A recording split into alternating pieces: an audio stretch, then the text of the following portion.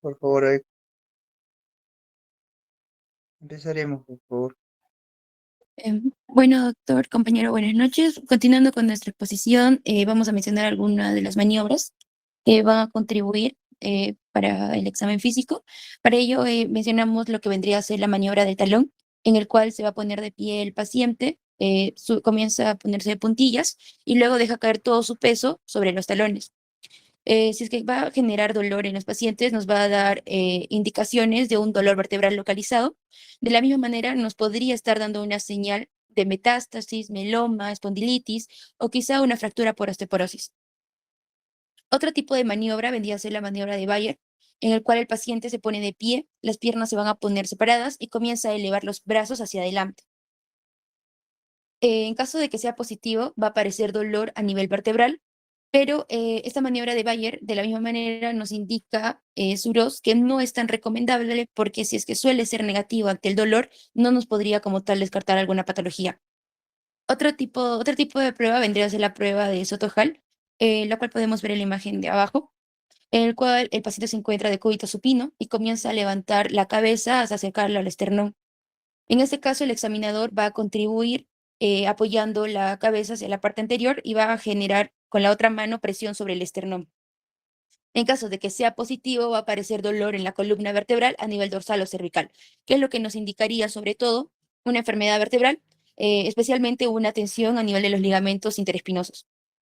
Bueno, otro tipo de maniobra vendría a ser la maniobra de Gold-White, lo cual podemos ver hacia la mano izquierda, en el cual el paciente se encuentra de cúbito supino, se le va a tomar, bueno, en este caso el médico le toma con una mano el talón y con la otra palma comienza a generar presión sobre su columna lumbar en este caso. ¿Cuándo va a ser positivo? Cuando al momento de levantar el paciente va a generar dolor, pero no necesariamente va a estar relacionado con con la irradiación. ¿Qué es lo que nos estaría indicando? Especialmente un problema lumbar, pero nos especifica que no debería ser necesariamente ciático. Igualmente podremos presentar una alteración a nivel de la columna baja, como quizá unos discos intervertebrales, una alteración a nivel de los discos intervertebrales o tal vez a nivel de los ligamentos. Siguiente, por favor.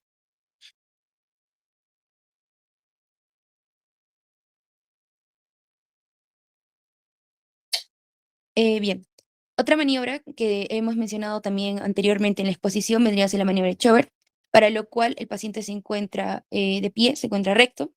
Y nosotros, con la espalda descubierta, vamos a marcar dos puntos. Uno a nivel de la L5, de la apófisis espinosa de la L5, y a partir de ella vamos a medir 10 centímetros hacia la parte superior.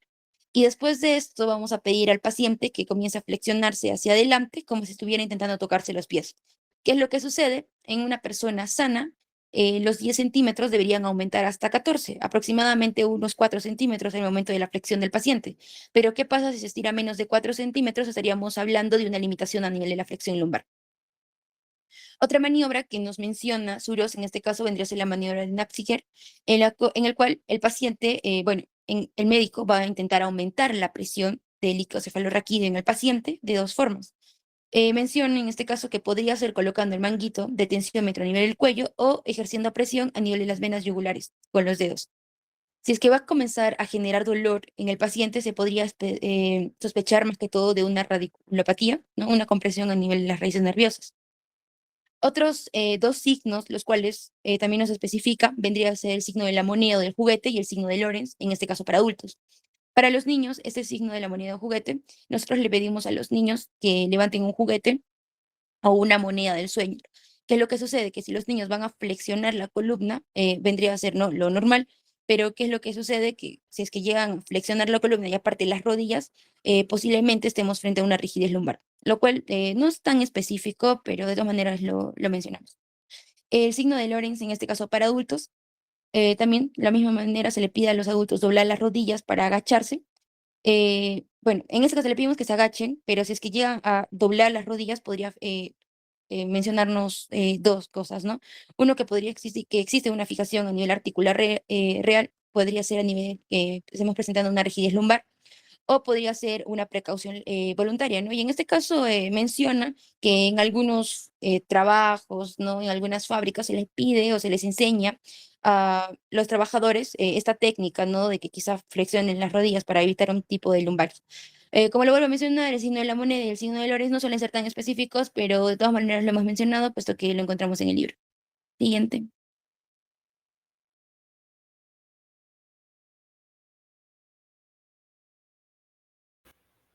Bueno, a continuación hablaré sobre la columna vertebral cervical. Como sabemos, la región cervical está compuesta por 7 vértebras con características algo diferentes que las dorsales y las lumbares. Estas contienen a la médula espinal y en un espacio confinado, el cuerpo vertebral óseo por delante, el pedículo en las porciones laterales y las láminas por detrás. El cuerpo vertebral es similar desde la tercera a la séptima cervical, pero son diferentes las dos primeras, ¿no? La primera, Atlas, que se articula directamente con el occipital, formando el soporte craneal, cuya estabilidad contribuye a la segunda vértebra, ¿no? El axis, que con su apófisis odontoides va a estar fijada en un lugar por diversos refuerzos ligamentosos, ¿no? Las primeras dos vértebras, el atlas y el axis, son fundamentales para la estabilidad craneal y estos permiten movimientos de la flexión y también de la rotación. En los aspectos clínicos nos habla del dolor, que este puede ser un dolor que es localizado o un dolor irradiado, ¿no? Con o sin irradiación radicular, que la irradiación radicular es el dolor que se extiende desde la columna vertebral hacia los brazos, las piernas o los pies. El dolor es localizado y se genera en la parte posterior del cuello y esta suele empeorar con los movimientos. Se dice que es irradiado porque el dolor se irradia a lo largo del trayecto de los nervios raquídeos, conocido como braquialgia, y este puede acompañarse de parestesias, hormigueos o debilidades en el miembro afectado, ¿no? También nos dicen que este es un dolor inespecífico, ya que el dolor cervical, sin un patrón de irradiación radicular, este es un dolor cervical sin un patrón, ¿no?, de irradiación radicular, y este puede describirse también como pesado, cansado o punzante. Y también este puede proyectarse hacia áreas atípicas como la región occipital, craneal, hombros, interescapular y también a la base del cuello, ¿no? Incluso a la cara anterior del tórax. También en los aspectos clínicos tenemos a la rigidez y la limitación de movimientos. Esta nos dice que es más severa en afecciones inflamatorias, neoplásicas e infecciosas, ¿no?, discovertebrales. Y esta va a ser mucho menor en enfermedades degenerativas, discales o interapofisiarias, ¿no? Em, También nos habla sobre el compromiso neurológico, que en las afecciones de la columna cervical se van a presentar mediante dos formas. Cervicobraquialgia, que el dolor radicular se va a irradiar hacia el brazo, generalmente va a ser causado por una compresión de las raíces nerviosas. Puede deberse a osteofitos, protusión discal, ¿no?, hernias u otras causas que compriman las raíces. El patrón de irradiación del dolor sigue el dermatoma afectado. Eh, También la mielopatía cervical, por estenosis del canal raquídeo, ¿no? La comprensión radicular, de la comprensión medular, disculpe. Y esta se va a manifestar por una pérdida de fuerza en las extremidades inferiores, inestabilidad a la marcha, retención urinaria y también incontinencia fecal. También nos habla, bueno, Chamorro nos habla sobre las causas de cervicalgia, ¿no? Que estas son por causas degenerativas, pueden ser discales, traumáticas como fracturas, esguinces, con o sin subluxación. Nos habla de latigazo cervical, que esta es una lesión por flexión y extensión brusca del cuello, ¿no? Y esta es muy típica en accidentes automovilísticos. También inflamatorias como asépticas y sépticas, neoplásicas también, como metástasis, ¿no?, que va a afectar el cuerpo vertebral, y músculo-ligamentosas, ¿no? Sobre las calcificaciones heterotópicas, que van a ser los huesos, ¿no?, que, que van a crecer en lugares fuera anormales. También sobre la fibromialgia y las psicogénicas. En eso tenemos la ansiedad y la simulación. A continuación vamos a hablar sobre la inspección. Esta es información de Argente.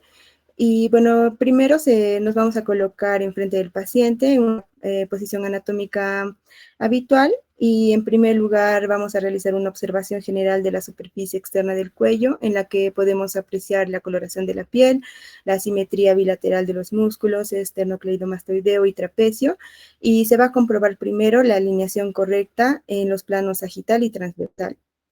En la palpación se debe efectuar explorando la apófisis espinosa, los puntos suboccipitales y los trapecios, ya que estos nos van a proporcionar información acerca de zonas dolorosas, como también del tono muscular y la presencia de crepitación, ya que en los trapecios se evalúa, ¿no?, el tono muscular el tono muscular, y la palpación nos proporciona información sobre la presencia de crepitación, que esta puede indicar cervicoartrosis. También las zonas dolorosas a la palpación y las alteraciones del tono muscular. En la exploración de la movilidad, según Argente, nos dicen que es la región más móvil del raquis en todos los sentidos, sagital, laterales y de rotación, y la que se explora con mayor facilidad, ¿no? La flexoextensión se va a producir sobre todo en la articulación occipito-atloidea y luego en la C4, C5, C5 y C6. En la flexión normal, el paciente debe poder tocar el manubrio externar con el mentón. En la, en la flexoextensión se produce sobre todo en las articulaciones disculpe, en la inflexención lateral se va a llevar al cabo por la C4, C5 y C5 y C6. Y las rotaciones se van a producir entre el atlas y la apófisis odontoides del axis. Y esta última va a ser fijada fuertemente por el ligamento transverso, ¿no?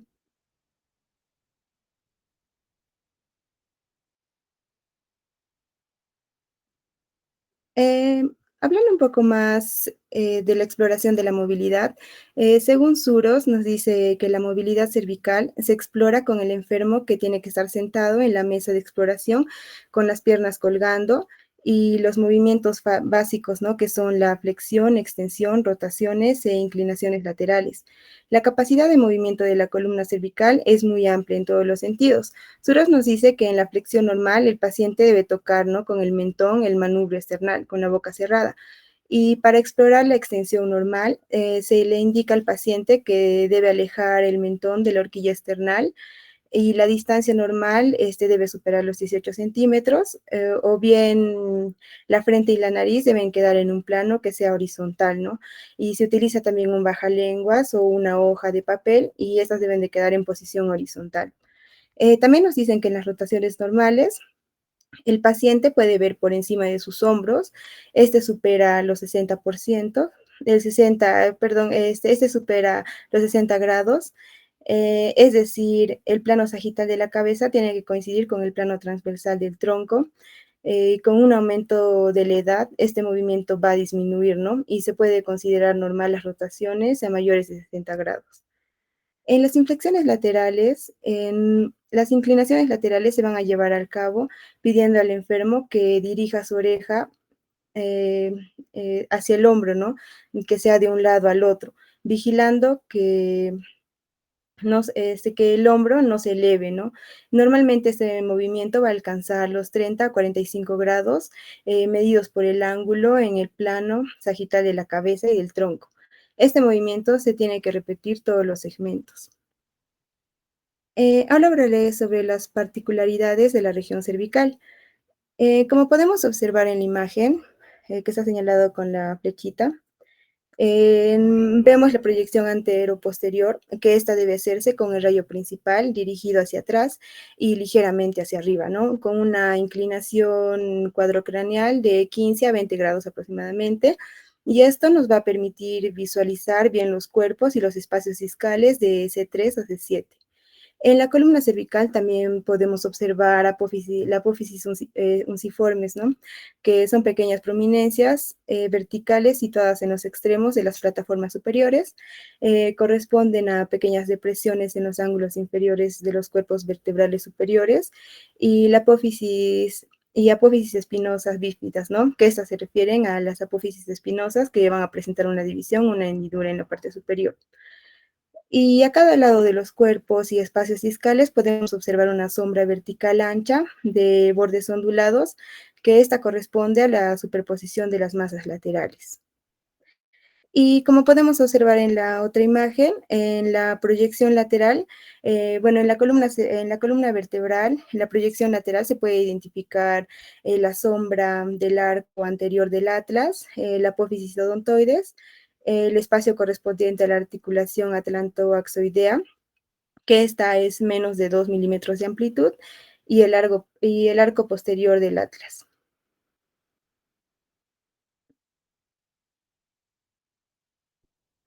Eh, Ahora hablando sobre la patología cervical y su correlato semiológico, en la degeneración discal se observa inflamación en las inflexiones, sobre todo las laterales, con crepitación en los movimientos y a veces con un dolor referido en el hombro y brazo, ¿no? Y la escápula.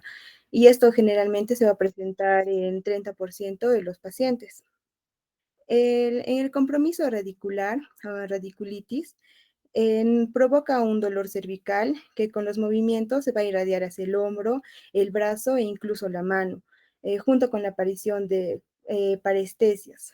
Este puede producirse por una degeneración discal, una osteoartritis, una osteoartrosis, que este compromete los agujeros de conjunción cervical, ¿no? Y las raíces cervicales que presentan mayor riesgo de esta comprensión son C5, C6, C7, C8 y D. Bueno, conociendo su distribución cutánea y muscular, se puede precisar la raíz afectada, ¿no? Por medio del examen físico. Y bueno, en el examen físico se debe explorar la sensibilidad, ¿no? El dolor superficial o una hiposensibilidad, reflejos tendinosos, la hiporreflexia, ¿no? Que esta es la disminución o la ausencia de los reflejos musculares, la fuerza muscular también. En la patología cervical se pueden observar diferentes signos y síntomas semiológicos. La artritis reumatoides, ¿no? Que en especial, que esta va a ser especial en casos avanzados y se observa una limitación, sobre todo en las rotaciones, por un compromiso de las articulaciones atlantoxoidea. Espondilitis anquilosante. La limitación, bueno, en esta va a ocurrir una limitación dolorosa de todos los movimientos en hombres, ¿no? Eh, la hiperostosis esquelética idiopática difusa, que en esta ocurre las limitaciones de la movilidad global sin dolor. Esta mayormente va a ocurrir en pacientes que son mayores de 50 años, ¿no? En esos pacientes pueden indicar esta condición. En la torticolitis, que esta es una limitación y la posición antálgica, y va a ser, el paciente va a percibir un dolor en la palpación y compromiso del estado general, ¿no? La polimialgia reumática, la cervicalgia es importante con rigidez matutina. También el paciente va a presentar un dolor en la cintura escapular o pélvica en pacientes mayores de 50 años, ¿no? Y con velocidad de sedimentación globular superior a 40 milímetros por hora. Van a sugerir esta condición. También un esguince o luxación cervical, ya que la cervicalgia después de una colisión automovilística puede hacer pensar en esta lesión, ¿no?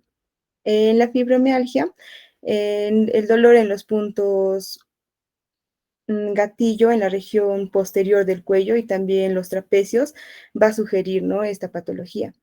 En el síndrome de la costilla cervical se va a producir una compresión del plexo braquial y la arteria subclavia. Esta va a ser causada por una costilla cervical anómala que va a ser va a ser más comúnmente por una inserción anómala y tensión también de los músculos escalenos anterior y medio. Y este se va a manifestar por parestesias, ¿no? Que como ya lo hemos hablado, esas son sensaciones anormales como hormigueos, adormecimientos que se van a dar en las manos, una atrofia hipotenar, que esta es la pérdida de masa en la región de la base del meñique, un aumento también en la sudoración de manos por un compromiso del sistema simpático. Y bueno, la prueba de Addison va a ayudar a establecer el diagnóstico, ¿no? Ya que se efectúan la abducción, la extensión y rotación externa del brazo del paciente, y al paciente se le pide que inspire profundamente y rote la cabeza hacia el brazo explorado. Y si existe una comprensión en la arteria subclavia, se percibe disminución o ausencia del pulso, ¿no? Bueno, eso lo vamos a hablar mejor a continuación en las maniobras de la columna cervical. Primero tenemos a la prueba de Spurling, que esta valora el dolor de una carilla articular vertebral y la irritación radicular. El procedimiento consiste en que el paciente se debe encontrar en sedestación e inclinación y el paciente debe rotar la cabeza hacia cada lado.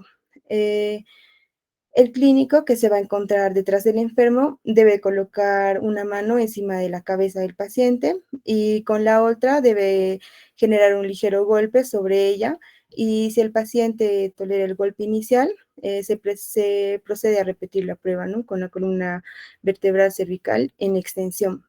Y nos dice que sí, bueno, nos dice que esta prueba nos va a ayudar a detectar síndromes facetarios y compresiones radiculares, ¿no? Si existe una irritación de las carillas articulares o una comprensión de las raíces nerviosas, la exploración va a resultar muy dolorosa para el paciente. Y durante la extensión de la columna vertebral cervical se va a producir un estrechamiento del agujero intervertebral del 20 a 30%. Después tenemos la maniobra de Jackson o de compresión, que nos dice que el examinador tiene que aplicar una compresión axial sobre la cabeza. Como podemos observar en la imagen, la prueba va a ser positiva si va a haber un dolor cervical irradiado hacia el miembro superior. Esto indicaría una posible afección discal o un síndrome facetario, y si no aparece dicho síntoma, se puede descartar discopatía aguda. También tenemos la maniobra de Valsalva, que nos sirve para aumentar la presión intratecal, y nos dice que este es positivo cuando existe en el conducto cervical una lesión que ocupa espacio, como una hernia de disco o un tumor, ¿no? Y la prueba se va a efectuar pidiéndole al paciente que contenga la respiración y se esfuerce como si estaría evacuando, así como podemos observar en la imagen. También tenemos la prueba de distracción, que se demuestra el efecto que puede tener la tracción del cuello para aliviar el dolor causado por el estrechamiento del orificio neural. Este disminuye la presión sobre las cápsulas articulares. Se busca, ¿no?, la descompresión de las raíces nerviosas al elevar los cuerpos vertebrales. Si mejora el dolor, se habla de una radiculopatía. Y si el dolor persiste, puede ser un problema osteomuscular. También tenemos la maniobra de Addison, en el que palpamos el pulso con la mano en forma de guitarra, y mientras realizamos la flexión y la rotación de la cabeza en el sentido opuesto del pulso, ¿no?, que vamos a explorar. Y el descenso o la ausencia del pulso durante la maniobra implica compromiso, ¿no? Buscamos alteración a nivel de escalenos o costillas, algo que pueda estar comprimiendo y que no permita, ¿no?, el pasaje de la circulación hacia el pulso radial. Em, También tenemos la prueba de deglución, en el cual se pide al paciente que degluta, y puede producir molestias o dolor, ¿no? Y esta puede ser por causas de lesiones patológicas de la columna cervical, como algunas protuberancias óseas, osteofitos o una tumefacción de tejidos blancos. En otras maniobras tenemos la prueba de Novikov, que se presiona debajo de la apófisis mastoides. Esta va a ser positiva si hay un dolor, ¿no? También tenemos a Bikelas, que está sentado con el brazo en abducción, y va a ser flexionado el codo a 90 grados, y se debe llevar el brazo hacia atrás y luego extender el antebrazo. Va a ser positiva en caso de neuritis y plexitis, y se busca algún grado de alongamiento del plexo braquial, ¿no? Como podemos observar en la imagen. Tenemos También tenemos al test de Lasage brazo, que en este el paciente debe estar sentado con el brazo en abducción completa. Una mano del explorador se debe apoyar en la cara lateral del cuello y con la otra se estira el brazo del paciente tratando de elongar las fibras nerviosas, ¿no? Y esta va a ser positiva en síndrome cervicobraquial.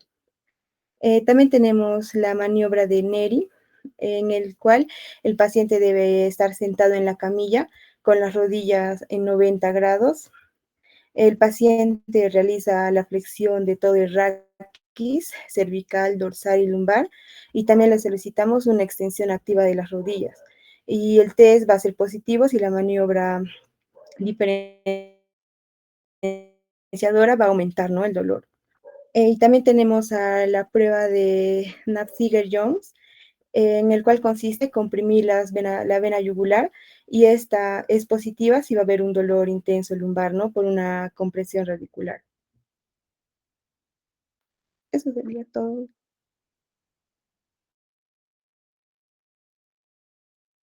Ya, delegado, faltaba que ponga. Sí, doctor, la compañera Compañero Lila, Ligas. con introducción. Sí, doctor, Bien. ¿puedo presentar, por favor? A ver.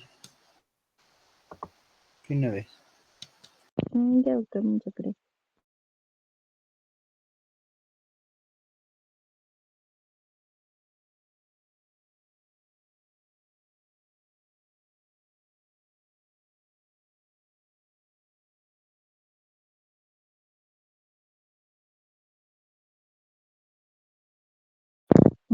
Ya, bueno. Doctor, buenas noches. Compañeros, buenas noches. Bueno, para seguir la exposición voy a hablar esta vez de la introducción a osteoartículo muscular. Siguiente, por favor.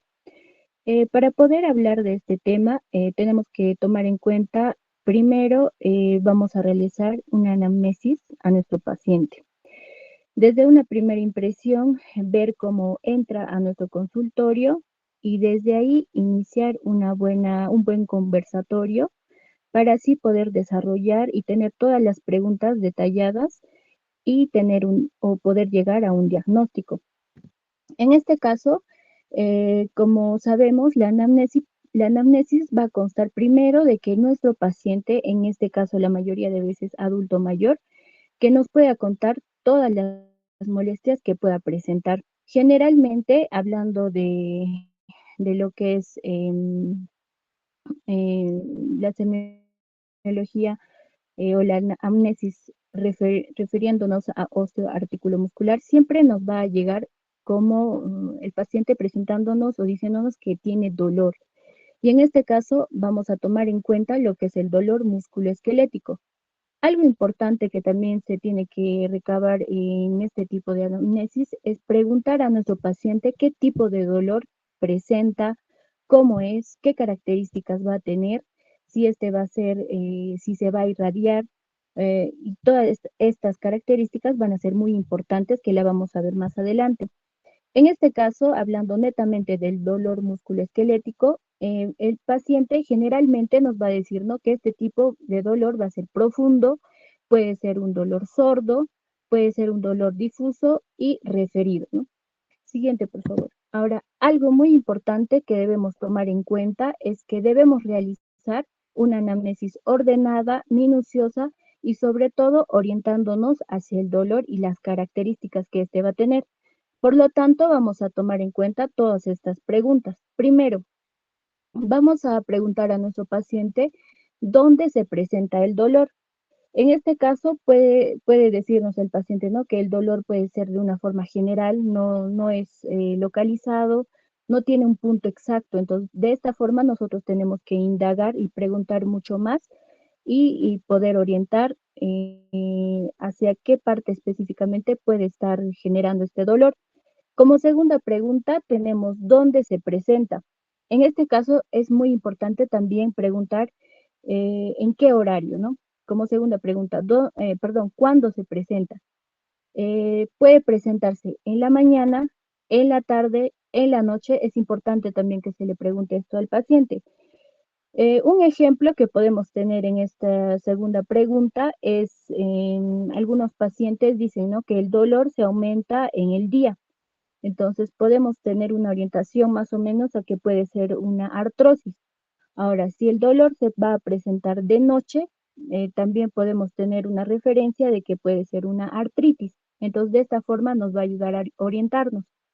También tenemos que tomar en cuenta en esta segunda pregunta en la posición que opta el paciente. Si de repente empieza a caminar y el paciente empieza a tener dolor, o si el paciente se sienta y ahí empieza el dolor. Entonces, estas características son muy importantes que nosotros tengamos en cuenta.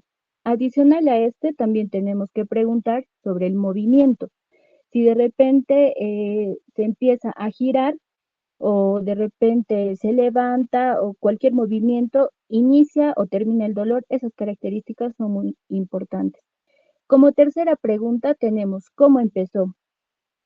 En este caso, vamos a ver cómo ha empezado este dolor.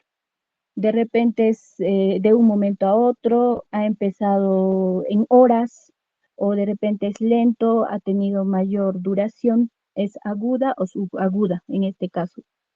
Vamos a tener como cuarta pregunta, ¿en qué circunstancias aparece? Esta pregunta también es muy importante, ya que hay algunos pacientes en los que ha iniciado su dolor condicionante al estrés o de repente a lo que es al consumo de alcohol. Y en este caso podríamos estar pensando en una artritis gotosa. Ahora, otro ejemplo vamos a tener en pacientes drogadictos intravenosa, drogadictos que se drogan de forma intravenosa, donde podríamos tener una referencia a una artritis séptica.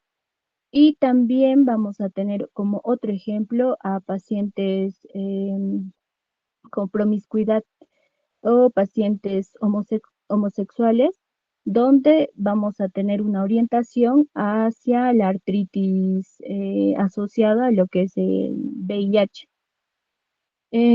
Como siguiente pregunta tenemos, ¿cómo es? En este caso, ¿cómo es el dolor? El paciente nos puede decir, parece como que me quema o parece que me punza. Entonces, estas características también son importantes. Algunos pacientes dicen, ¿no? No tiene un lugar específico, sino parece que está localizado en todo el brazo. Entonces, de esta forma también podemos tomar en cuenta como un dolor de tipo superficial o un dolor profundo, visceral, y poder catalogar qué tipo de dolor puede ser. Como siguiente pregunta tenemos, ¿cuál es su intensidad? En este caso, en la intensidad vamos a tomar en cuenta lo que es la escala visual analógica EVA, donde se le va a preguntar al paciente desde del 0 al 10, más o menos en qué intensidad siente el dolor, explicándole al paciente que 0 es sin dolor, 5 moderado y el 10 que es un dolor intenso, ¿no? Como siguiente pregunta tenemos, ¿existen manifestaciones asociadas? En este caso, de igual forma, ¿no? Indagar mucho más al paciente sobre si tiene alguna manifestación o algún signo, síntoma adicional al que está al dolor. Entonces, el paciente nos puede decir, ¿no? Siente sensación de alza térmica, escalofríos, o también puede ver que haya disminuido de peso, baja de peso, o haya tenido alguna infección previa. Como siguiente pregunta tenemos, ¿cómo evolucionó? De igual forma, acá también vamos a tener lo que es el agudo de un momento a otro, si de repente está acompañado de alguna afección o alguna patología previa, o simplemente es autolimitado. Ahora, como siguiente pregunta tenemos, ¿cuál fue la respuesta al tratamiento? Esta pregunta también es muy importante, ¿no? Para saber si previamente ha tenido tratamiento el paciente y si le ha funcionado o no le ha funcionado este tratamiento. Como siguiente pregunta, ¿existe sintomatología inflamatoria? En esta pregunta tenemos que preguntar mucho más al paciente si de repente presenta lo que es el dolor, presenta calor, rubor y edema. Aparte de esta, tenemos como última pregunta, ¿cuál es el grado de capacidad funcional? En esta pregunta vamos a tener una clasificación que va a ser muy importante. ¿En qué grado o en qué clase se va a localizar este dolor, este tipo de dolor y la limitación que le puede dar? Podemos tener como clase 1 la capacidad completa para realizar todas las actividades de la vida diaria habituales. Esa va a ser la clase 1. Clase 2 tenemos la capacidad para realizar todas las actividades habituales con limitación. La clase 3 va a ser la capacidad para realizar el cuidado personal con limitación para las actividades laborales y no laborales. Y como clase 4 tenemos la incapacidad para realizar todas las actividades del cuidado personal. Siguiente diapositiva, por favor. Ahora, acá también en esta pregunta vamos a tener un cuadro importante. Siguiente, Diego, por favor. Tenemos un cuadro importante donde nos va a hablar sobre la etiología. La etiología para poder evidenciar y referirnos más o menos a qué tipo de compromiso articular se puede dar, ¿no? En este caso vamos a tener de 3 tipos, la degenerativa, la inflamatoria o la psicógena. Diego, siguiente diapositiva, por favor. Gracias. Como se puede ver en el cuadro, tenemos de 3 tipos, la degenerativa, la inflamatoria y la psicógena. En este caso vamos a ver las características y diferencias de cada uno de estos, refiriéndonos al dolor, a la rigidez, a la fatiga, a la debilidad, a la depresión, a la tumefacción, dolor provocado por la palpación, también calor y rubor y la presencia de crepitación ante la movilización que se va a dar en la articulación. Entonces, este cuadro es muy importante. Vamos a ver que hablando netamente del dolor a nivel mecánico, vamos a ver que el dolor va a sigue a la actividad, disminuye o cede con el reposo. Esa es la característica neta del mecánico. En el inflamatorio ya también vamos a ver que este no va a ceder, no cede en el reposo. Y en el psicógeno va a ser el dolor leve y sin variación con la actividad. En el caso de la rigidez, vamos a ver que en el degenerativo, vamos a ver que este va a aparecer a los pocos minutos y después del reposo. En el caso del inflamatorio, vamos a tener que este se va a presentar superior a la hora, acentuando al levantarse y luego de reposo nocturno. En el caso del psicógeno, este va a ser escaso y sin variación. Ahora, hablando de la fatiga, en el mecánico no va a existir lo que es la fatiga, en el inflamatorio es importante y más este se va a presentar en la hora de la tarde. Y en el psicógeno va a ser matinal. En el caso de debilidad, vamos a ver que en el mecánico va a ser local, pero este va a ser leve. En el inflamatorio va a ser acentuada y en el psicógeno neurastenia. En el mecánico, hablando de depresión, no va a haber depresión. En el inflamatorio va a ser, en algunos casos, ¿no? Va a ser habitual y este va a mejora al hacerlo su enfermedad. El psicógeno va a ser frecuente. Ahora, algo importante que vamos a ver acá va a ser la tumefacción, que ese se va a dar en la mayoría de estas patologías o afecciones reumáticas que vamos a ver más adelante. En el caso del mecánico, se va a dar por el derrame sinovial frecuente y por la sinovitis leve. En el caso del inflamatorio, vamos a tener el derrame también sinovial, va a ser muy frecuente en este caso, y también la sinovitis franca, y en el psicógeno prácticamente no va a haber. Ahora, el dolor provocado por la palpación, que también voy a explicarlo más adelante. En el mecánico va a ser habitual, en el inflamatorio prácticamente siempre, el parámetro más sensible de inflamación. Y en el psicógeno siempre va a decir, ¿no?, que le duele todo. Hablando específicamente de lo que es calor y rubor, vamos a ver que en el mecánico este va a ser ocasional, en el inflamatorio se va a dar siempre, este va a ser común y en el psicógeno no va a presentar. Ahora, hablando de las crepitaciones, este también va a ser muy importante, una característica muy importante. En el mecánico va a ser gruesa, la crepitación se va a escuchar, incluso no solo al palpar, sino también solo al escuchar levemente. En el inflamatorio va a ser ligero, fino, y en el caso del psicógeno no va a existir, ¿no? O aparte, claro, que haya alguna afección osteoartrosis, como la osteoartrosis. Ahora, algo que se tiene que tomar en cuenta también, vamos a tener los antecedentes personales.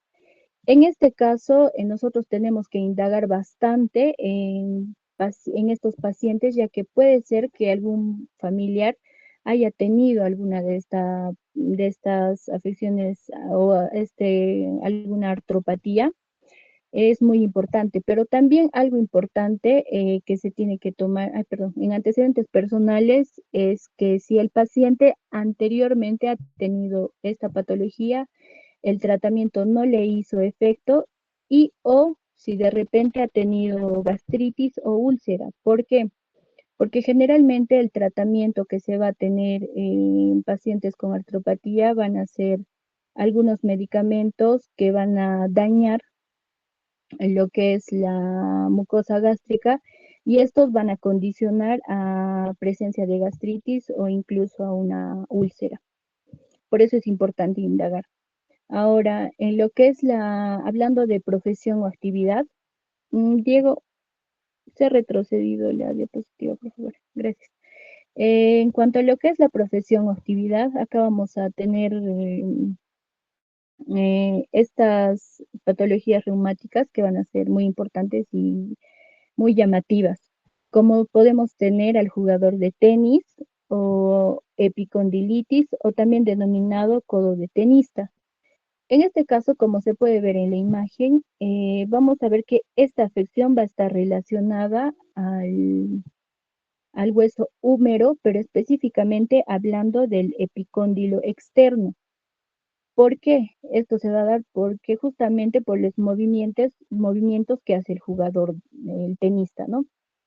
En el caso de jugador de golf o epitrocleitis, o también denominado codo de golfista, de la misma forma va a haber una afección a nivel del hueso húmero, pero este se va a localizar específicamente en la epitróclea, que va a ser en la parte media interna, como se puede ver en la imagen, y esta afección se va a dar justamente por el movimiento de la misma forma que realiza el golfista. Como siguiente ejemplo vamos a tener la tendinitis de Kerbein o también denominado trabajador manual o también de la afección del ama de casa, donde vamos a ver que, como se puede ver en la imagen, va a haber una afección específicamente en los tendones de la muñeca. Y para poder evidenciar si esta tendinitis de Kerbein es positiva, se realiza una maniobra, en este caso la maniobra de Finkelstein, donde el paciente pone un puño con el pulgar en la parte interna, así como se ve en la imagen, y el doctor empieza a jalar hacia inferior. Y acá, como se puede ver, si este va a presentar dolor o molestia, este se va a evidenciar como la maniobra positiva para tendinitis de Kerbein. Entonces, este dolor se va a localizar específicamente en lo que va a ser la apófisis estiloides radial, como se ve en la imagen. Y finalmente tenemos el martillador reumático, el neumático o fenómeno de Raynaud. ¿Por qué se da esto? Esta afección o este fenómeno se da porque En el trabajador o el martillado reumático, el paciente va a hacer lo que es vibración o va a trabajar con el taladro. Entonces, en la parte distal de los dedos, proximal de los dedos, se va a generar como una vasoconstricción o un cierre de lo que son los vasos, lo cual va a generar que por así decir, la punta de los dedos se ponen de color blanco. Y esto puede evidenciar o se denomina también por el fenómeno de Reynolds o el martillo neumático, por esa razón. Ahora, hablando de antecedentes familiares, vamos a ver que, como decía, ¿no? Es importante preguntar siempre sobre alguna afección que ha tenido los familiares del paciente. ¿Por qué? Porque probablemente esa sea la razón. Hay un ejemplo hablando de lupus, que es el lupus, en el lupus, aproximadamente el 10% de los pacientes que tienen eh, lupus, ¿qué pasa? Que por lo menos uno de sus familiares ha tenido anteriormente esta patología. Entonces es importante también tomar en cuenta lo que son los antecedentes familiares y preguntar. Siguiente, por favor. Hablando respecto a lo que es el examen físico, vamos a empezar con lo que es la inspección. En el caso de la inspección, es importante que veamos cómo está entrando nuestro paciente.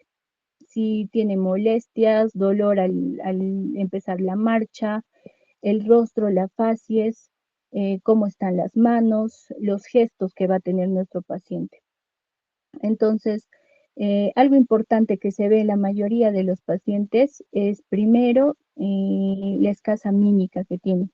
En el caso del paciente, específicamente hablando del paciente parkinsoniano, vamos a ver que generalmente va a consultar por rigidez en las articulaciones. También vamos a ver cómo va a iniciar la marcha, como les decía, ¿no? Los gestos, la postura, los movimientos. Ahora, en las imágenes vamos a ver algo importante. Como se puede ver en la imagen superior, acá tenemos lo que son las osteoartrosis digitales. Tenemos de dos tipos, los nódulos de Bouchard y los nódulos de Everden. En este caso, ¿qué es lo que vamos a diferenciar o cómo los vamos a diferenciar? Primero, los nódulos de Everden van a ser, se va a dar en las articulaciones interfalángicas, pero van a ser distales, como se ve en la imagen, distal. Estas van a ser osteofitos que se van a localizar específicamente en la articulación interfalángica, pero va a ser distal. Esa va a ser la Everden. En el caso del nódulo de Bouchard, ya también, de la misma forma van a ser osteofitos, pero se va a dar ya también en la articulación interfalángica, pero esta va a ser proximal. Esa es la diferencia entre estos dos. Ahora, en el caso de la artritis reumatoide, como se puede ver en la segunda imagen, en la parte inferior, ahí también vamos a ver lo que es el cuello de cisne, que esta va a ser una alteración cápsulo-ligamentaria. Este se va a denominar cuello de cisne o boutoniere, o también va a haber la presencia de dedos en ojal, como se puede ver en la imagen B. Y también en la última imagen se puede ver lo que es la subluxación articular, que esto va a generar la ráfaga cubital o dedos en ráfaga, como se puede ver también en la imagen. Adicional a también en la inspección vamos a ver a pacientes que van a presentar lo que es la pérdida de la alineación articular a nivel de la columna. En este caso vamos a hablar de la espondilitis anquilosante que estaba mencionando en la anterior exposición, donde la característica de va a ser que va a haber una cifosis dorsal, pero se va a presentar la pérdida de la lordosis lumbar. Siguiente diapositiva, por favor. Ahora, Continuando con la palpación, vamos a tener en cuenta primero que no solo va a ser la palpación y el dolor en la palpación, sino que en este caso también se va a tomar en cuenta el movimiento. Entonces, tenemos que tomar tanto en cuenta lo que es el movimiento y en qué posición va a presentar el dolor, y también a nivel de la palpación. Ahora, vamos a ver que a nivel del dolor, hablando específicamente del dolor, va a haber algunos pacientes que dicen que al moverle toda la articulación en todos los sentidos, va a presentar dolor. Pero hay algunos pacientes en los que solo en un movimiento presenta el dolor. Entonces hay que diferenciar también si hay dolor en qué movimiento, si es en todo el movimiento, en toda la articulación. Algo importante también, como se puede ver, tenemos que tomar en cuenta lo que es calor. En este caso vamos a empezar a tocar al paciente o la articulación, y en este caso tenemos que saber diferenciar y buscar lo que son los cambios de temperatura. Si vamos a tocar y sentir que que es positivo, se siente calor, entonces podemos hablar de inflamación junto a dolor, ¿no? Ahora, otro punto importante que se debe tomar en cuenta son las crepitaciones. Ahora, las crepitaciones se va a dar una vez tocando la articulación y realizando el movimiento. Si se toca y se realiza el movimiento y se siente como una crepitación, este puede estar evidenciando lo que es el adelgazamiento del cartílago, pero en algunos casos no solo se siente, también se puede escuchar la crepitación. Ahora también vamos a hablar de la limitación de la movilidad. Como habíamos dicho, en la palpación se toma en cuenta tanto la movilidad y tanto lo que es la palpación específicamente. Entonces, hablando de la movilidad, vamos a tener dos tipos de movilidad. Uno que va a ser la activa y otra la pasiva. En el caso de la movilidad activa, va a ser la movilidad que va a realizar el propio paciente solito, pero en la movilidad pasiva va a ser la intervención del médico, ¿no? Esa va a ser la diferencia entre estos dos. Ahora, para poder ver un ejemplo y más o menos lo que es la movilidad a nivel de las articulaciones, vamos a ver acá en la imagen, tenemos, hablando del hombro, tenemos en flexión y extensión. El ángulo normal que puede llegar en la extensión es de 50 grados, como se puede ver en la imagen. Ahora, si vemos desde una vista anterior y nuestro paciente hace abducción, vamos a tener un ángulo de 180 grados, y en el caso de lo que es rotación interna y externa, de la misma forma tenemos un ángulo de 70 grados. Esos son los ángulos aproximados que se llegan, ¿no? En los movimientos de flexión, extensión, abducción, abducción y rotación a nivel del hombro.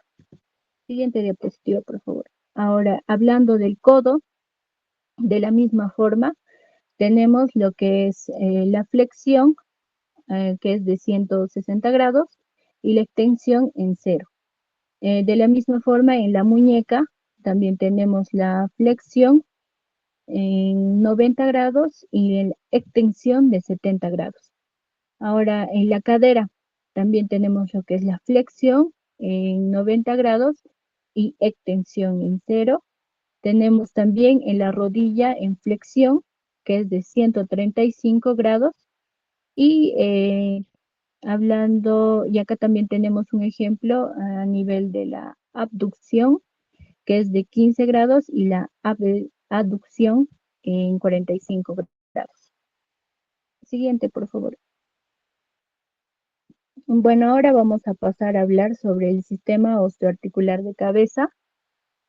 En este caso, algo muy importante que tenemos que tomar en cuenta es que en la cabeza solo vamos a tener la articulación temporomaxilar. Esta articulación va a ser muy singular, ya que ambas, esta articulación tanto derecha e izquierda se van a mover simultáneamente y esa va a ser la singularidad a diferencia de todas las articulaciones que va a haber en todo el cuerpo.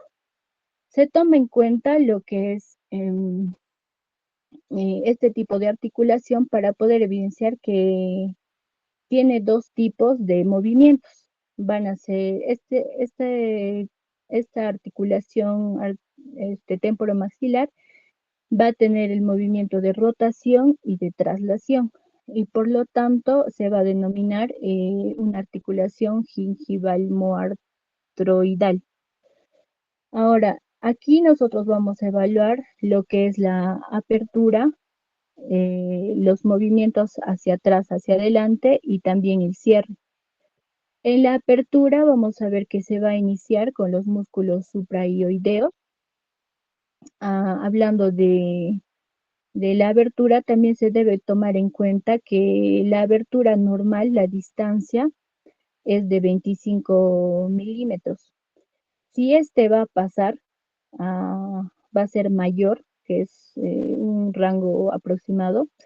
Si va a ser mayor a esta distancia, se dice que este ya va a ser una luxación que no es normal, ¿no? Ahora, también vamos a ver que la abertura que se puede dar en esta articulación temporomaxilar, sí va a ser mucho mayor a este número de 25 milímetros. Se puede decir que por qué razón se ha dado esta sobreabertura que no es normal, probablemente porque el cóndilo se haya dislocado, se haya salido prácticamente del espacio, haya habido un deslizamiento y por lo tanto se está dando esta afección, ¿no? Y vamos a ver más adelante las razones por las que se puede dar. También vamos a ver en el movimiento que se puede dar a nivel de esta articulación, tenemos el movimiento hacia adelante y este va a ser gracias a los músculos que podemos ver en la imagen, que es el músculo pterigoideo lateral. Este nos va a ayudar en movimiento hacia adelante. Y en el caso del cierre, ya también, ¿quiénes nos van a ayudar en el caso del cierre? Va a ser gracias al músculo temporal, también que podemos ver, el macetero y el pterigoideo, pero este va a ser el medial. Gracias a todos estos se va a dar el cierre, el movimiento lateral y la abertura de esta articulación temporomaxilar. Siguiente, por favor. Tenemos que ver aquí lo que es la inspección también. En el caso de la inspección tenemos un ejemplo. En la primera imagen, esta es una micrognatia donde se puede ver que la mandíbula es inferior pequeña. Entonces, esto se puede evidenciar a primera vista, ¿no? También tenemos que ver cómo es la piel, si este tiene inflamación, ver el color o alguna alteración. Ahora, los dientes y la alineación de la mordida, como se ve en la imagen, también se tiene que evaluar. Vamos a ver si este puede ser pasiva o dinámica. En este caso vamos a ver la superposición o el cruce de la mordida, ¿no? O alguna desviación que se puede presentar. En la dinámica, la presencia de dolor o la limitación al abrir o cerrar la boca. Ahora, en la apertura y cierre, acá como vemos en la imagen, vamos a tener movimientos mandibulares. Habíamos hablado del cierre, la abertura, lateralidad, también la protrusión, que la mandíbula va para adelante, y la retrusión, que este va a ir para atrás. Y los ruidos que se pueden generar al movimiento de la mandíbula. Siguiente, por favor. En la palpación. Siguiente diapositiva, por favor, Diego. En la palpación ya también va a ser muy importante. Nosotros tenemos que sentir primero lo que es calor, inflamación, y esto se va a dar, nosotros tenemos que tocar lo que es la región inmediata anterior del orificio auditivo. A la hora de palpar o tocar, siempre se tiene que pedir al paciente que abra y cierre la boca para poder sentir o que el paciente pueda decirnos si siente dolor a la palpación. También se puede buscar lo que son masas, como le decía, dolor o contractura. Algo importante que habíamos visto en la segunda diapositiva del cuadro, hablábamos de crepitos. En este caso vamos a ver que en la articulación se pone el estetoscopio y se escucha si a la hora de que el paciente pueda abrir o cerrar, pueda escucharse lo que es un crujido o puede ser un crépito. Entonces, si se va a escuchar un crujido, probablemente sea una articulación con disfunción, y en caso de un crépito, esta puede ser una lesión articular, una artrosis, una artritis o una fractura. Siguiente, por favor. Ahora, algo importante que tenemos que tomar en cuenta son las maniobras. Vamos a tener maniobras. Tenemos la maniobra que va a evaluar la musculatura, la fuerza muscular. Vamos a tener la apertura con resistencia. En este caso vamos a ver que el paciente, vamos a pedirle que primero mantenga abierta la boca y vamos a generar resistencia para ver si hay dolor o si hay alguna molestia. Vamos a pedir también al paciente, como segunda maniobra, la lateralización contra resistencia. Entonces, al paciente se le pide que se le mueve hacia un lado, ¿no? Puede ser, digamos, a la derecha, mientras que él va a estar empujando al lado contrario. Entonces, de la misma forma, para poder evidenciar si hay molestia, dolor. Y como última maniobra tenemos al cierre con resistencia. En este caso, se le pide abrir, pero que empiece a cerrar y nosotros vamos a hacer un empuje contrario, ¿no? Y de la misma forma ver si siente dolor o alguna otra molestia. Y finalmente vamos a tener lo que son los trastornos. Siguiente diapositiva, por favor. Vamos a tener lo que son los trastornos extraarticulares. Siguiente, por favor, Diego. Trastornos extraarticulares y la afección intraarticular. En este caso vamos a ver, vamos a tener el síndrome de dolor disfunción miofacial, en el cual se va a dar generalmente en aquellas pacientes mujeres cuando, por así decir, ¿no? Por el estrés o las rabietas empiezan a apretar lo que es la mandíbula y los dientes, pero la forma de apretar la hacen muy fuerte y constante y en muchas repeticiones. Entonces, esta afección va a presentar lo que es dolor, y el dolor va a ser muy molesto, va a ser fuerte, va a limitar lo que es la apertura y también se puede generar lo que es la desviación. Ahora, en la afección intraarticular, ya también este se puede dar puede ser luxación, tumores o artritis. En el caso de la luxación, se va a dar en aquellos pacientes mm, que realizan un bostezo exagerado. Puede ser también por la apertura prolongada, que por mucho tiempo están abriendo la boca, pero es de una forma muy exagerada y se va a generar la luxación. Ahora, en caso de los tumores, se va a dar, es poco frecuente, no se ha visto mucho, pero este puede estar también acompañado de dolor, puede limitar también a la apertura, y esto va a condicionar a la molestia y el dolor muy fuerte e intenso de lo que es la articulación temporomaxilar. Eso sería todo, doctor.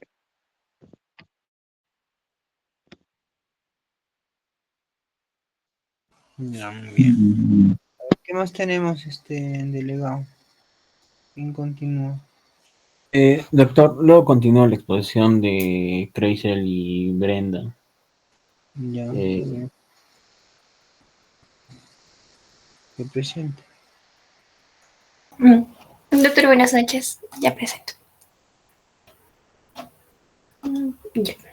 Doctor, buenas noches, compañeros, buenas noches. El día de hoy vamos a hablar acerca del sistema osteoarticular, específicamente de la columna dorsolumbar y la articulación sacroiliaca. Iniciando con la columna dorsolumbar, tenemos que tener en cuenta que las 9 primeras costillas van a estar articuladas con las vértebras dorsales y el esternón. Esto hace que su movimiento sea menor, por ende, lo que principalmente vamos a ver al momento de inspeccionar esos movimientos van a ser la rotación y la expansión torácica, lo cual nos puede mostrar un índice de movilidad vertebral. Y los movimientos que van a ser menores en sí, va a ser la flexoextensión y la lateralización, por lo mismo de la articulación que está presentando. Tenemos que tener en cuenta que a nivel dorsal la mayor movilidad va a ser dada a nivel de D7 y D8. Y las vértebras restantes van a presentar un menor movimiento al de las lumbares en sí, puesto que estas no están unidas pues, a costillas y por ende van a tener mayor movilidad. Acá podemos ver una imagen en la cual nos van a presentar los movimientos que se pueden hacer a nivel dorsolumbar, como la extensión, flexión, la flexión lateral y la rotación. Con referente a la inspección, vamos a ver, para poder evaluar al paciente, el paciente debe colocarse de pie con los pies paralelos y tienen que estar separados a unos 10 centímetros. El médico se tiene que situarse a una corta distancia y va a evaluar al paciente de frente, de lado y desde atrás. Se tiene que evaluar el estado nutricional, la conformación torácica y las alteraciones cutáneas, asimismo como la alineación de la columna.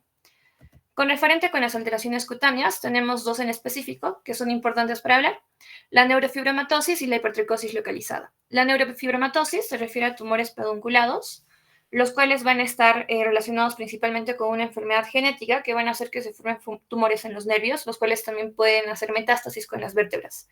Estos pueden ser, si son de 2 o más, similares a un neurofibroma, y si son de 6 o más, como manchas de leche, manchas de café con leche en sí.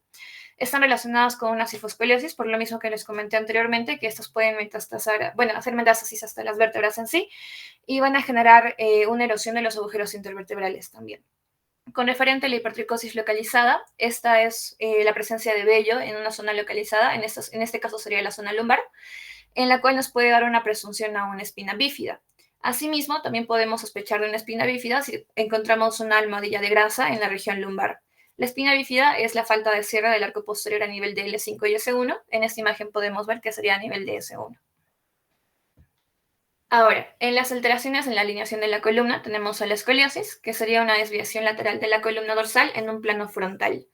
Hay signos que se pueden ver fácilmente en la inspección, como la altura de los hombros que va a ser desigual. Vamos a contar también con un descenso de la escápula hacia un lado y un relieve de la cresta ilíaca. Asimismo, vamos a poder ver que los pliegues glúteos van a estar asimétricos y vamos a encontrar una asimetría en los triángulos de la talla. Los triángulos de la talla, como podemos ver en esta imagen, se refieren al triángulo que se forma por la cara interna del brazo y antebrazo en relación con la cara externa del tórax y el abdomen. Asimismo, este puede ser de tipo estructural y no estructural. Cuando es estructural, puede ser de causa idiopática, poliomielítica.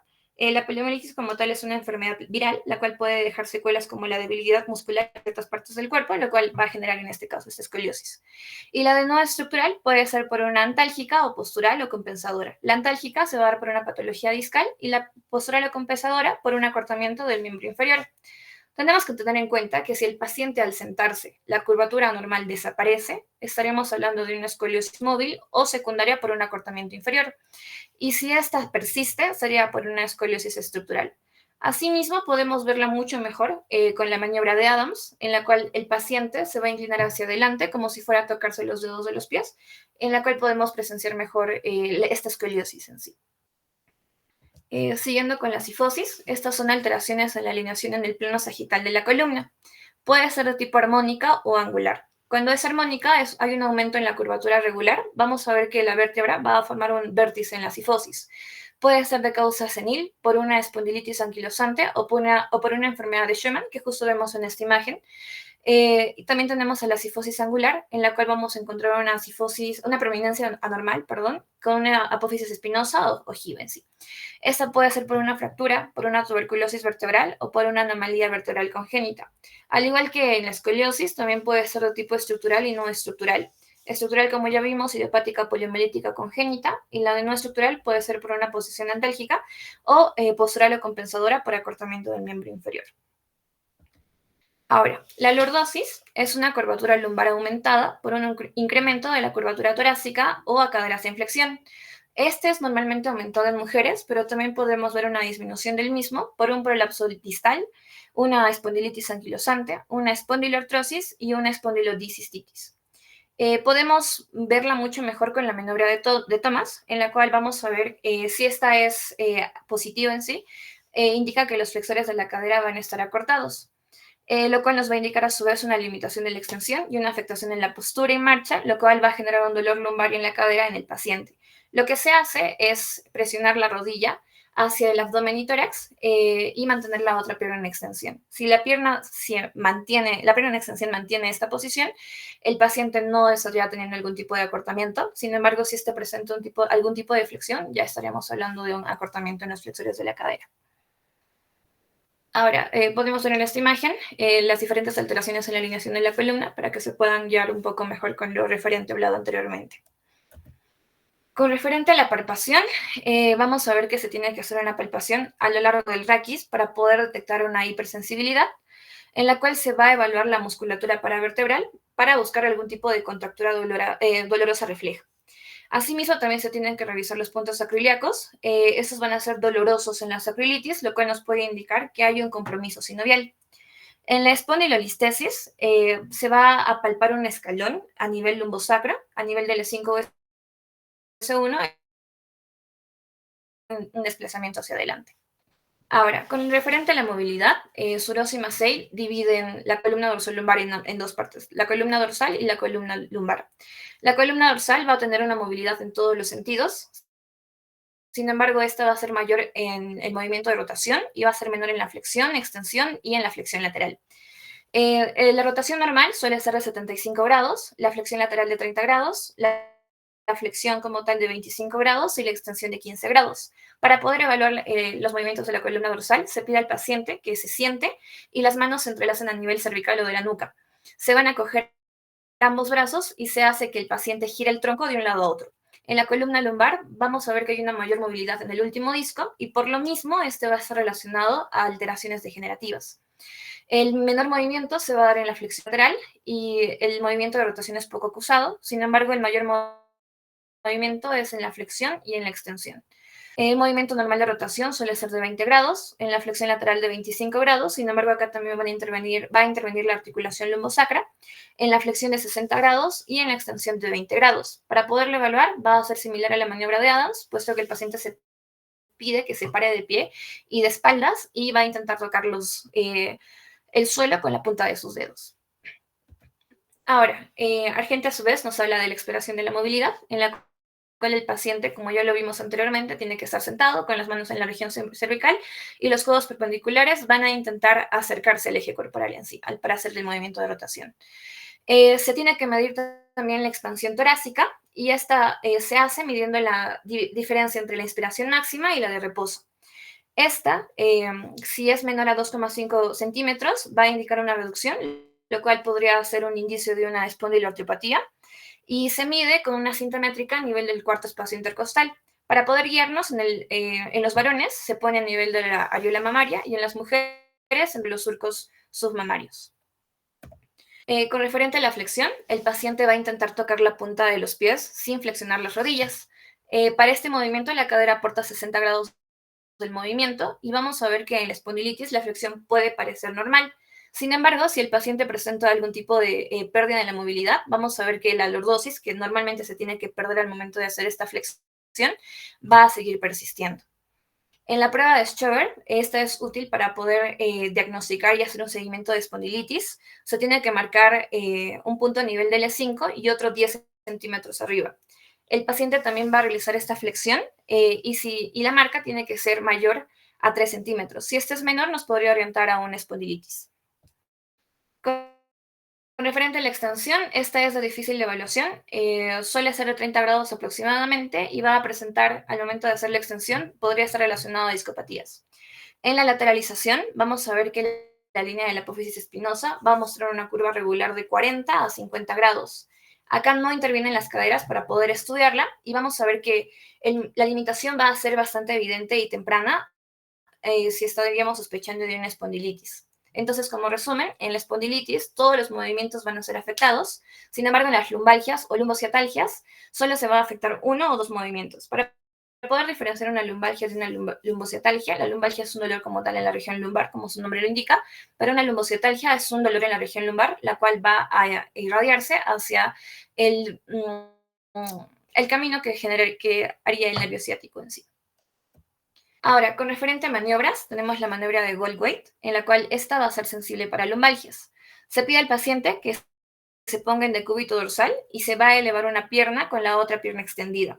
La mano se va a colocar en la región lumbar para poder detectar este movimiento y el dolor va a presentarse al momento de levantar esta extremidad en sí. Esto nos puede hablar sobre un compromiso lumbar y va a ser válido solo si las caderas y las acroiliacas no presentan dolor. La maniobra de la Sege, que ya se habló anteriormente, va a ser sensible para radiculopatías. Se pide al paciente, como vemos en la imagen, que se ponga en decúbito dorsal y eleve la pierna con la rodilla extendida. Si presenta dolor antes de los 70 grados, estaríamos hablando de una radiculopatía, la cual podría presentarse a nivel de L5 y S1.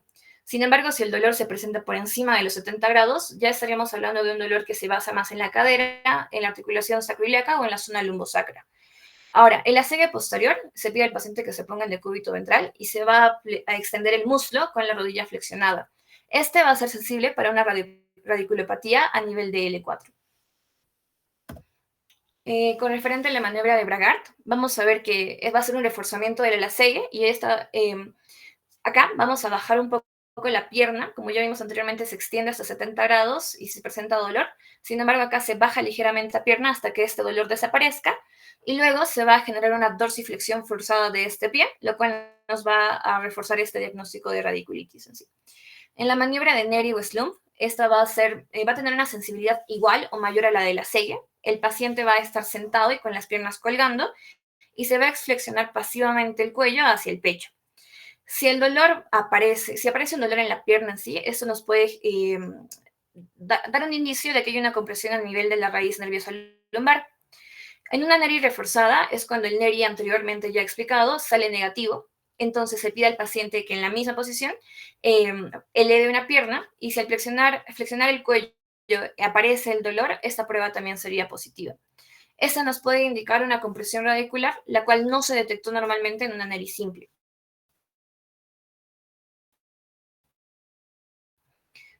Por ejemplo, tenemos que utilizar maniobras, las cuales van a aumentar la presión intratecal, como la maniobra de Valsalva y Nash-Figures-Jones, la cual ya se habló anteriormente. Si hablamos de una sensibilidad topográfica, tenemos que ver que a nivel de L5 la podemos encontrar en la cara interna del pie y a nivel de S1 en la cara externa del dorso del pie.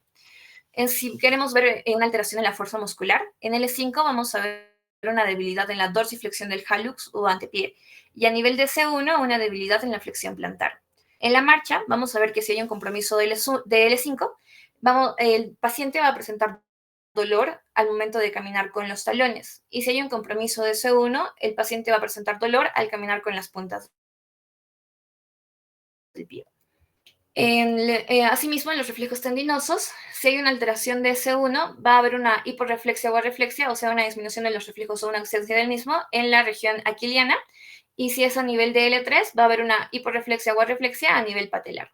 También tenemos diferentes causas de la ciatalgia, la cual puede darse por una hernia discal, una artrosis interapofisiaria, una espondilolistesis, infecciones como la espondilitis infecciosa, una metástasis vertebral o tumores intraraquídeos que pueden ser un meningioma, neurofibroma y ependimoma. El neurofibroma ya lo hablamos anteriormente. El meningioma es un tumor benigno de las membranas que van a rodear el cerebro y puede generar síntomas si presionan algo cercano. Y el ependimoma es un tumor que nace de las células, las cuales recubren los ventrículos cerebrales o el canal medular, lo cual puede generar dolor de cabeza, vómitos o alteraciones en el equilibrio. Ahora, una orientación diagnóstica ante lumbalgia, por ejemplo, en una hernia de disco, vamos a ver un paciente que va a presentar un dolor brusco con irradiación, post-esfuerzo, con maniobras radiculares positivas y reactantes levemente elevados. En una espondilocistitis infecciosa, el paciente se presenta con fiebre, mal estado general y una velocidad de sedimentación globular bastante alta. En tumores primitivos óseos metastásicos, el paciente presenta un dolor continuo que es nocturno y va a ser resistente a analgésicos y también presenta una velocidad de sedimentación bastante alta. En un aplastamiento vertebral o una osteoporosis, tenemos un dolor que mejora en reposo y el paciente presenta antecedentes de trauma u osteopenia. Asimismo, los lactantes van a estar normales. En una espondiloartrosis, el paciente presenta un dolor leve, el cual mejora en el reposo, pero va a empeorar con el movimiento. Y los lactantes también van a estar normales. En una espondiloartropatía seronegativa, se presenta principalmente en varones jóvenes. El dolor suele ser nocturno, el cual va a mejorar al caminar. Y vamos a ver que el paciente va a comentarnos una rigidez matutina y una talalgia, que es un dolor a nivel de los talones. La articulación sacroiliaca. Estas son articulaciones profundas con escasa movilidad, aproximadamente de 4 grados, y desaparece en la quinta década. El tercio superior de las articulaciones carece de sinovial, el hecho que se debe tener en cuenta en el examen clínico y por imágenes. Hola, Esto, ¿escuchas?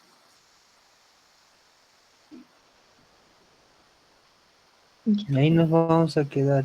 Ya, ¿qué dice? ¿Me estás escuchando? sí, doctor.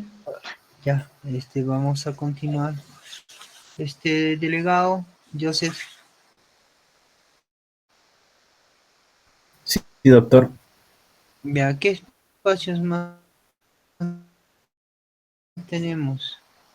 Aparte del día miércoles, hora de clases. Doctor, ¿le parecería si haríamos clases los domingos? En el horario que ya teníamos acordado.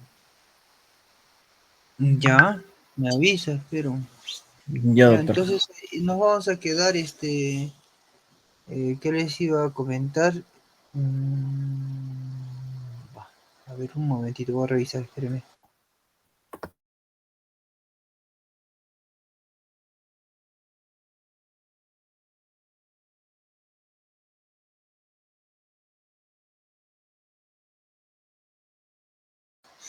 Ya, bueno, nos vamos a quedar aquí el día miércoles, entonces estaríamos retomando los temas, ¿está bien?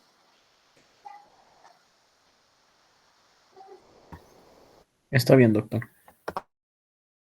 Mañana en la rotación coordinamos. Ya, está bien, doctor. Ya, yo sé. Entonces, jóvenes, nos vamos a quedar ahí, que tengan muy buenas noches.